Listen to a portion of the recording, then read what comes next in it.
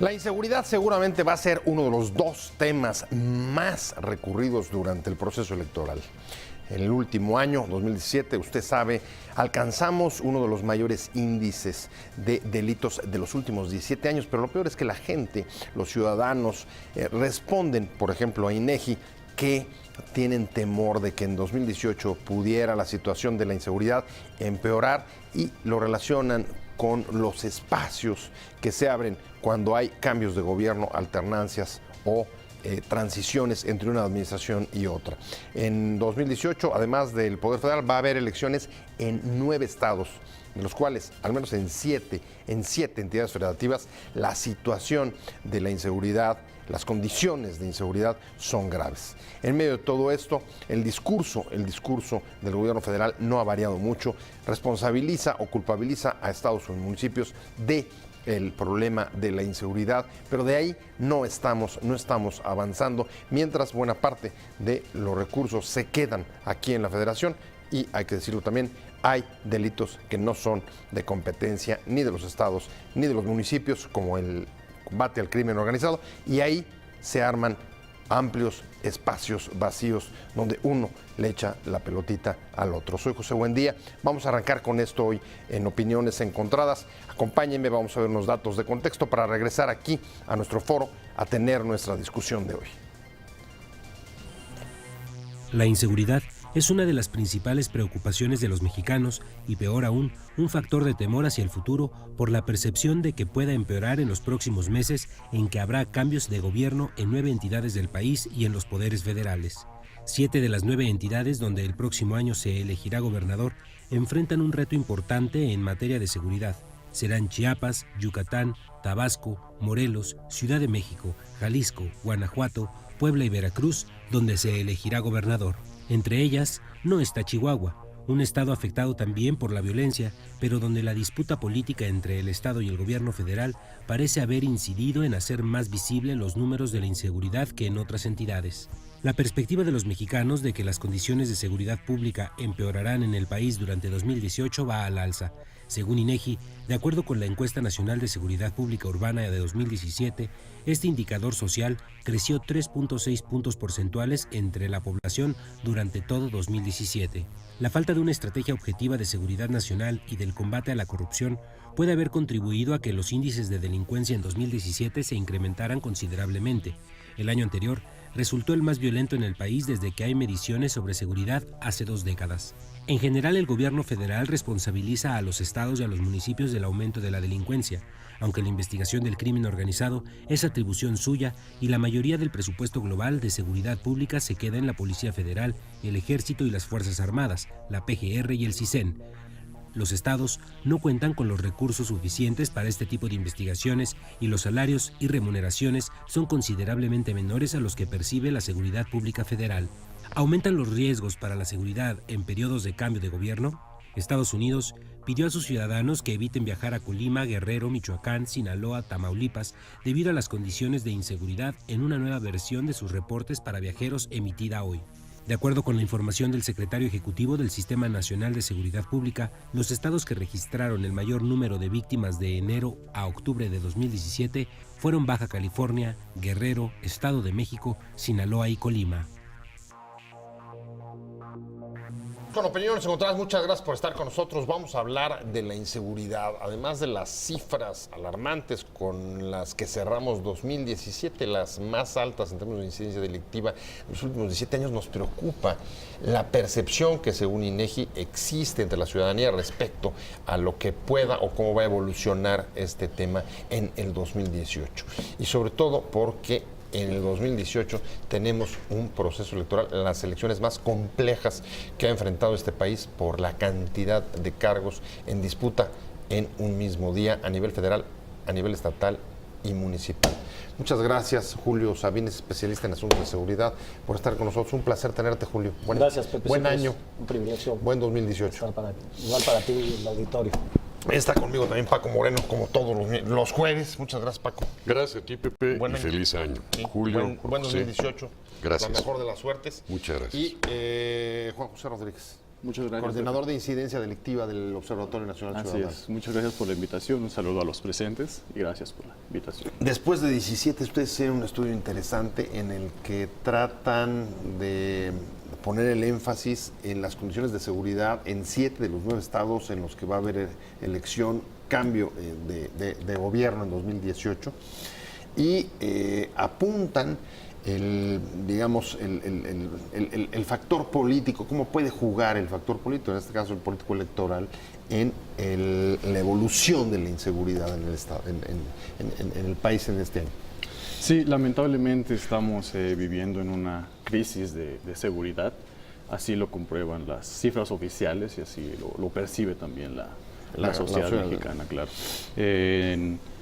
Si hacemos un comparativo en 2016, de enero a noviembre, contra el mismo periodo de 2017, vemos que de los 10 delitos de alto impacto que analizamos en el Observatorio Nacional Ciudadano, 8 de ellos tuvieron incrementos, ¿no? Solo secuestro y violación tuvieron disminuciones del 4 y menos del 1, un punto porcentual respectivamente. Los mayores incrementos fueron en robo con violencia, de un 36%, robo a transeúnte, robo a negocio en un 30% y homicidio doloso en un 23%. ¿Y cómo juega eso en 2018? ¿Cuáles, digamos, los señalamientos o las perspectivas que ustedes tienen de los estados con altas condiciones de inseguridad donde va a haber procesos electorales en 2018? Sí, como bien mencionas, de los 9 estados que van a tener elecciones este año, 2 de ellos, digamos, tienen una incidencia baja, y Yucatán y Chiapas, ¿no? Chiapas únicamente, ¿no? Los demás presentan. Tabasco considero que es la entidad que presenta mayores problemas en este aspecto. Entonces, lo que la ciudadanía debemos de exigir es una agenda clara, ¿no? En todos estos estados donde va a haber elecciones. Entonces, hace un momento lo comentábamos, la ENVIPE, la Encuesta Nacional de Victimización y Percepción, precisamente en este estudio menciona, ¿no?, que la preocupación de la gente para el próximo año, la mayoría de las personas dice que esperamos que las cosas se compliquen. Así es, Julio. La perspectiva de la gente es que en 18 empeore. Nadie lo desea, evidentemente, y todo lo contrario, lo que urgiría son las mayores condiciones de paz y tranquilidad para la celebración de los comicios. Pero, ¿qué pasa? ¿Qué pasa en los momentos, como hemos visto ya en otros momentos de los últimos años, cuando hay transiciones de gobierno, cuando cambia el gobierno, aunque sea del mismo partido? ¿Qué explica que en ese momento, digamos, haya nuevos picos de violencia? Bueno, no creo que sea una constante determinante, no definitiva, por lo menos, Pepe. O sea, creo que se presenta de forma recurrente, sí, pero no es una regla de que en todos los casos, no es causa-efecto, por el hecho de haber una transición, necesariamente tenga que haber un pico en la violencia. No necesariamente. Sin embargo, sí, desafortunadamente hay muchos factores que pueden incidir. Por supuesto, no podemos descartar desde los acuerdos que pueden haber entre los grupos de la delincuencia organizada, entre ellos o entre operadores policiales, en algunos ¿locales? Casos donde los tengan, en los casos en los que los tienen sometidos o que tengan influencia al crimen organizado sobre autoridades locales, sí. Y esto sin duda afecta, ¿no?, el nerviosismo a que se rompan estos tipos de acuerdos o simplemente el nerviosismo por pelear una posición de poder ante el cambio, ¿no? Tratar de disminuir a los grupos rivales. Puede pasar, sin lugar a dudas. Tú traes, Paco, en buena medida, el pulso de lo que pasa a nivel local, en estados donde te ha tocado estar muy de cerca y en los que la seguridad sí es un problema y es un problema grave. ¿Coincidirías con Julio o a qué atribuyes tú? En primer lugar, coincido ampliamente con lo que dice Julio. Es un experto en materia de seguridad. Comentarles que en el país somos 3.608 municipios y muchas veces los ciudadanos concentramos o nos enfocamos en el interés de las grandes urbes o de las partes metropolitanas y descuidamos lo que sucede al interior de los propios estados, en donde viene el recurrente cambio de presidente municipal, por consiguiente el cambio del director de la policía, por consiguiente algunos de los policías que trabajan ahí con ellos, en donde cada 3 años los están cambiando. relevante. El nerviosismo que ellos generan, el que expulsen a unos actores de esos lugares, nos afecta después en las áreas metropolitanas. Incide también todo el tema de orden económico, y hay que decirlo con mucha responsabilidad. ¿Orden económico? Sí, y hay que decirlo con mucha responsabilidad. Muchos de los candidatos alientan con sus expresiones, alientan con sus discursos que se genere cierto encono entre la población, y eso aumenta la violencia y la pasión en las propias tierras en donde se va a gobernar. Vamos a pensar en un Veracruz, en un Chiapas, en un Morelos, en donde la mañana en un municipio de las zonas cerradas o en los altos hay un comentario que pueda pegar hasta la capital y al día siguiente se destaca la violencia, que se genera en esto. ¿A dónde tenemos que ver? Como lo dice Juan José, datos duros, datos fuertes. Aquí también, igual que Juan José, tengo lo que destaca el Sistema Nacional de Seguridad Pública y expone, publicado en Excelsior el 4 de febrero, cómo por alguna razón se disparan las tasas de homicidios dolosos, el secuestro y la extorsión, desafortunadamente, porque tiene una doble lectura, los delitos en estados que ahora son gobernados por el PAN y por el PRD. La primera pregunta es, ¿qué? ¿Antes esto estaba controlado? Y la segunda pregunta que también te trae, bueno, ¿qué entonces no hay experiencia de quienes entran en estas gestiones? Y son números duros, A ver, aquí datos reales. Traigo, José, varias discusiones sobre la mesa. Lo primero, varias explicaciones de qué puede estar pasando en los cambios de gobierno a nivel de los gobiernos locales y las alcaldías, desde la ruptura de pactos y acuerdos que pudieran existir entre policías y el crimen organizado o los cárteles locales. La otra que decía Paco, el nerviosismo por el efecto del cambio político de las administraciones en las direcciones de los policías y de los propios policías. Y otro aspecto que está poniendo sobre la mesa Paco es la eficacia de los distintos gobiernos según los colores partidistas. ¿Cómo lo ves tú? ¿Cómo puedes tratar de analizar esto y por dónde te decantas? Sí, si bien es cierto que el crimen organizado influye, ¿no?, de sobremanera en esta ola de violencia, también, como sabemos, en mantener sus territorios y ampliarlos, y ya no solo el narcotráfico, ¿no? Como sabemos, han diversificado sus negocios ilícitos, secuestro, extorsión, trata de personas, robo de hidrocarburos, pero también considero que hay otros factores importantes, ¿no?, que son la causa de esta crisis de violencia. Uno de ellos es, pues, la pobreza, ¿no? Coneval acaba de sacar el año pasado que somos 53.4 millones, ¿no?, de mexicanos en pobreza. Pero digamos que eso es estable. Cuando hay, digamos, movimientos de los índices delictivos y están asociados a momentos de cambio político, si bien, como decía Julio, no puede haber una generalización, pero sí tratar de prever por qué justamente la población piensa que en 18 se van a deteriorar, por la pobreza o por factores como los que están poniendo sobre la mesa. Yo creo que es un tema multifactorial, ¿no? También creo que la pobreza es parte de la desigualdad, esta brecha tan amplia que tenemos en México, que también es un factor importante. Ahorita hablando de colores partidos, un dato duro, por ejemplo, podría ser que Colima tiene la tasa por cada 100,000 habitantes más alta, ¿no?, a nivel nacional. Casi. Y es gobernada por... No recuerdo. Por el PRI, ¿no? Por el PRI. Pero, a ver, ahí tendría yo Vienes. un dato.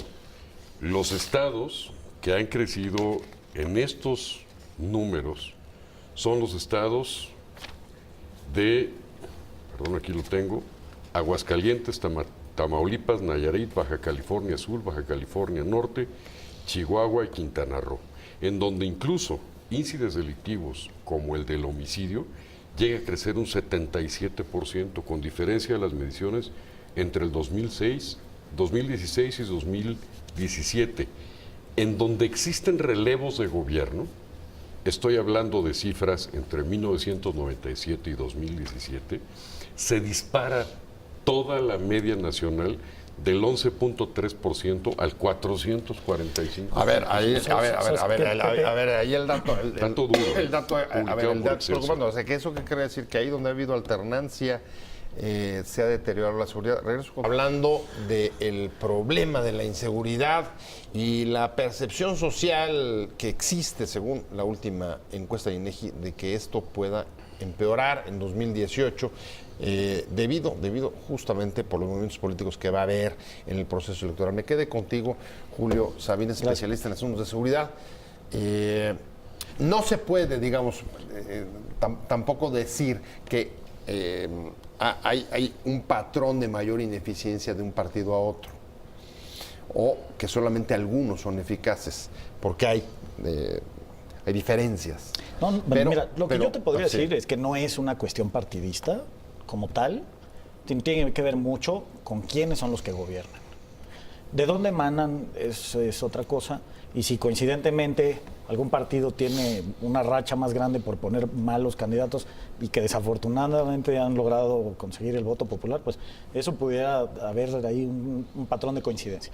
Pero mira, Pepe, a mí lo que me preocupa es que se cuelen, coloquialmente hablando, el crimen organizado, candidatos del crimen organizado en las elecciones. Se van a elegir un número de diputados locales, diputados federales, presidencias municipales nunca antes visto. Y hay un riesgo gravísimo de que se repita lo que sucedió en Iguala con los Abarca, lo que sucede en Nayarit con la YIN, donde figuras claramente vinculadas al crimen organizado acceden a candidaturas. Son, a ver, ustedes me corrigen, creo que son 3.200 cargos. 3.246. Cargos de elección popular que se van a celebrar, a competir el mismo día, regidores, el 1 de julio. Diputados locales, senadores y diputados locales. Vayamos a ver la responsabilidad que tienen Julio, los partidos. ¿Tenemos capacidad para controlar eso? Pues hay una responsabilidad social. Mira, en el caso de los Abarca, todo Iguala, toda la región de Guerrero conocía las relaciones criminales de la esposa de Abarca. Eran los hermanos de los líderes de los grupos de la delincuencia organizada. Están los Masari, los Rojos en Morelos, y el dispendio de dinero de la YIN, que claramente no puede justificar de ninguna manera. Vamos, ahí está uno de los grandes retos. ¿Por qué? Porque mira, no solo que ellos sean candidatos, sino que se puedan aliar con algún candidato, generaría que vengan estos picos de violencia, porque empiezan a aterrorizar a la población, buscan querer coaccionar el voto, orientar a la gente a través del temor, lo que hace la delincuencia organizada. Terror. Necesitamos partidos muy responsables, no que solo quieran ganar las elecciones, a costa de cualquier cosa. Coincido en algo con Julio muy importante. En estos cargos de elección que se van a jugar, no solamente estamos viendo ya la percepción de la ideología que tanto está cambiando.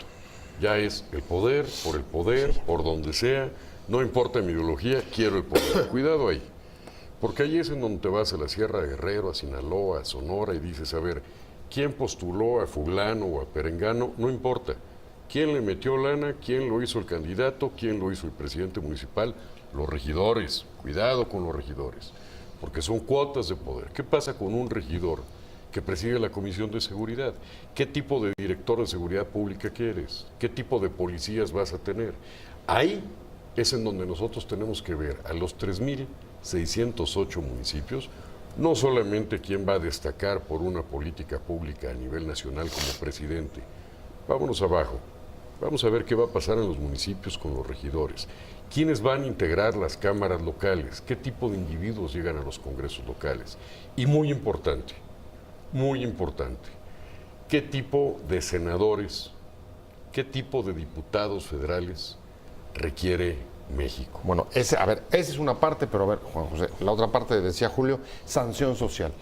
Las poblaciones, estaría sugiriendo, las gentes, los ciudadanos, los que viven en el municipio, conocen y saben de los representantes que están lanzando y saben quiénes son e incluso los vínculos que tiene.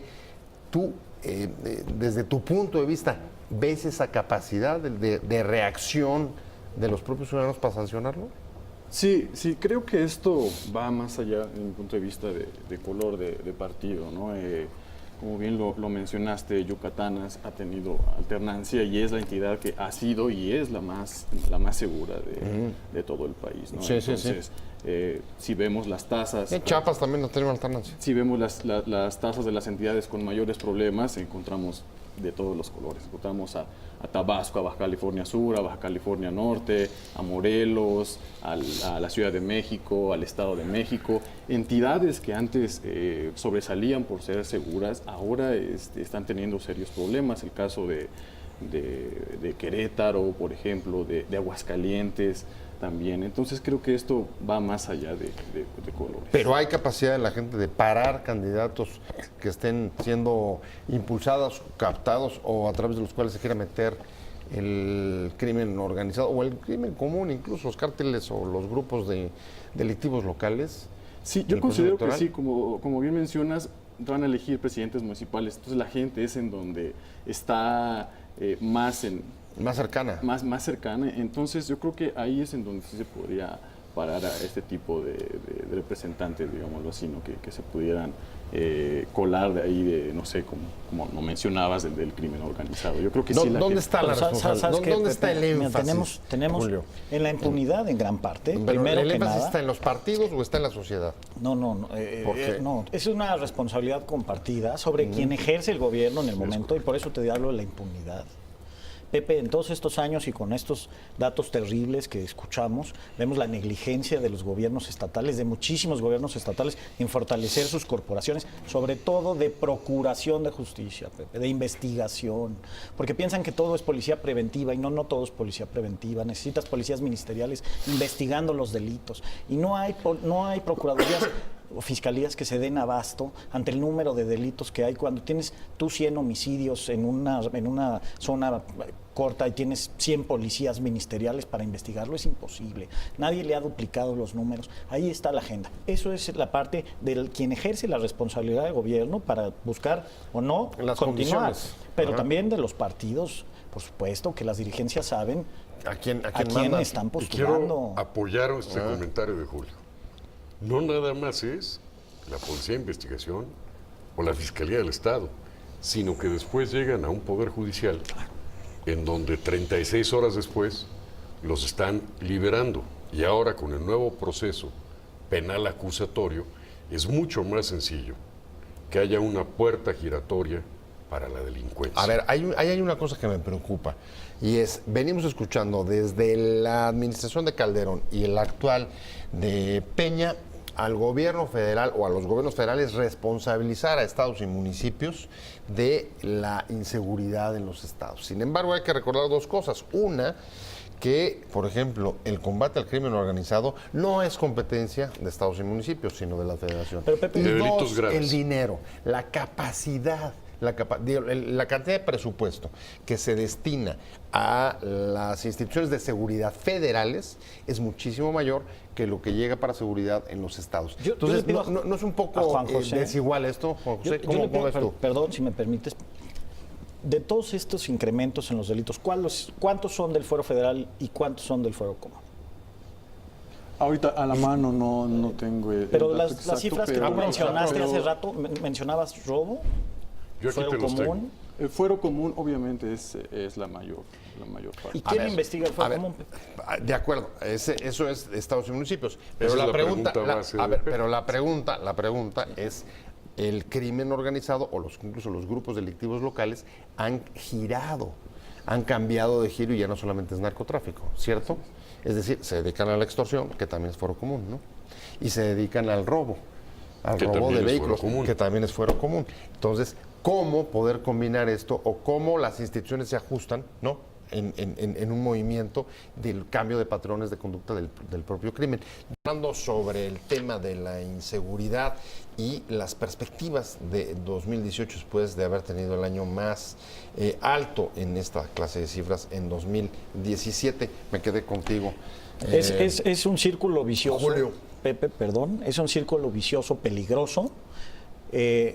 Tanto la ausencia de policías investigadores, de una persecución del delito que reduzca los niveles de impunidad, como la colusión o connivencia de parte de actores políticos.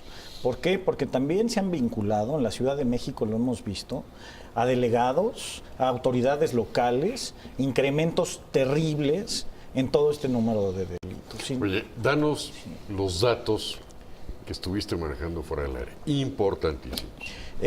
Perdón. Cifras de ustedes. 72% de la incidencia delictiva es del orden común.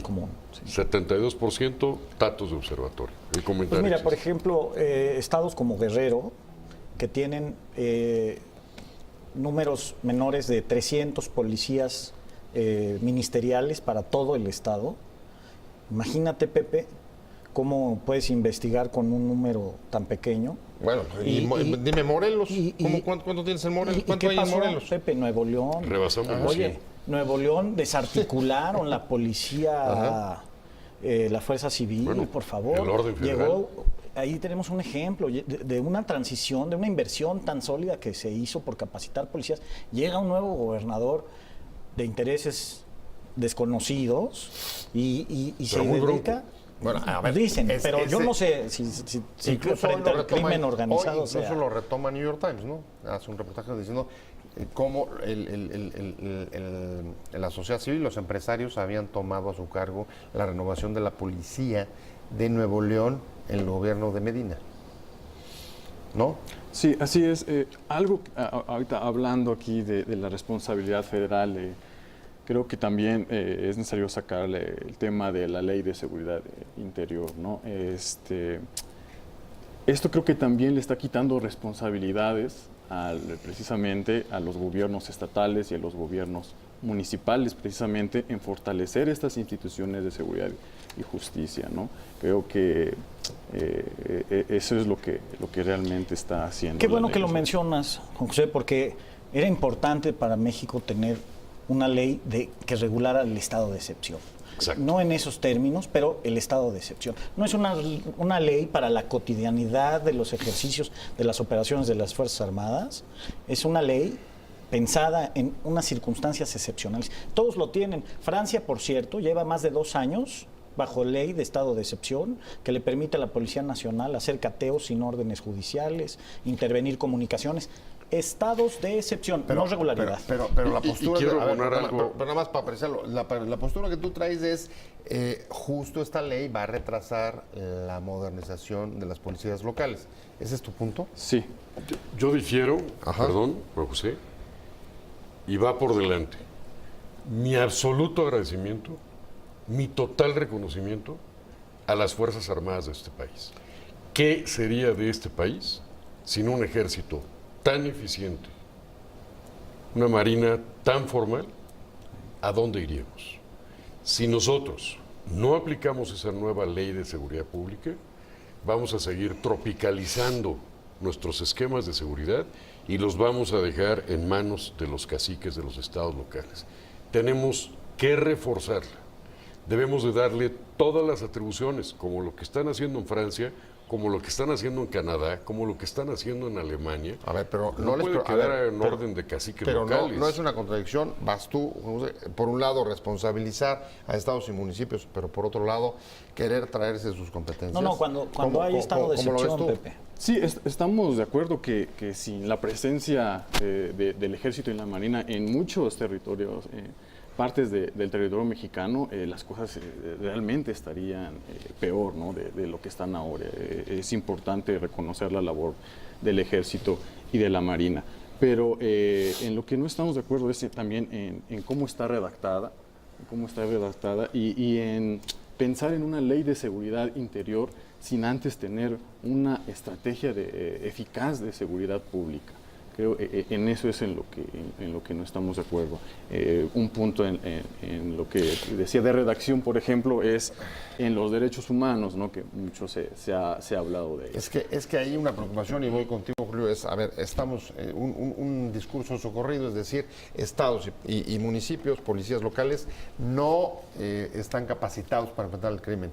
Pero también otro discurso socorrido es, las Fuerzas Armadas que están en la calle, llevan 10 años, tampoco están capacitados para enfrentar el crimen. Sí, yo tuve la fortuna de escuchar al general Salvador Cienfuegos y al almirante Soberón al principio de esta administración, darles la orden a los soldados, no que la necesitaran, porque creo que lo tienen muy presente desde hace mucho, pero de que habría un apego absoluto a los derechos humanos y una tolerancia cero. Y creo que si alguna administración lo ha demostrado, es esta, y ahí está la Comisión Nacional de Derechos Humanos para demostrar cómo bajaron las recomendaciones. Pero no solo por el respeto a los derechos humanos, sino por capacidad. Sí. Vienes. ¿Los derechos humanos de quiénes? ¿De los delincuentes o de los ciudadanos? ¿Le vamos a reconocer derecho humano a un asesino, a un violador, un narcotraficante? No. Esos se tienen que ir a la cárcel. La calle es de los ciudadanos. No me vengan con el rollo de los derechos humanos, porque se malinterpreta. ¿Cuántos de ellos están saliendo de las cárceles como si fuera puerta giratoria porque se violaron los derechos humanos? Y cuando ellos están matando militares, y cuando están matando familias, y cuando están envenenando a la gente, ¿deben de tener derechos humanos? Bueno, no, señor. señor. Ahí está la polémica, se va a quedar abierta, porque a mí ya me van a cortar el tiempo.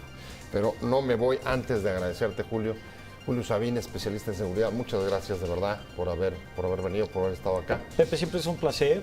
Muchas gracias a ti y a todos en la mesa. Les deseo un feliz año. Y permíteme nada más invitar a los candidatos de todos los órdenes de gobierno a que tomen la agenda de seguridad. Ojalá, con certeza. eso es muy importante, aunque Buen ya punto. se está discutiendo. Muchas gracias, Paco. Gracias Moreno, a ti, como Pepe, todos los Juan dos, muchas José, gracias. Julio. Juan José, muchas gracias, Juan José Rodríguez del Observatorio Nacional Ciudadano, muchas gracias a los Gracias a tres, ustedes. pero sobre todo a usted por haber estado con nosotros aquí en Opiniones. Entonces nos vemos más.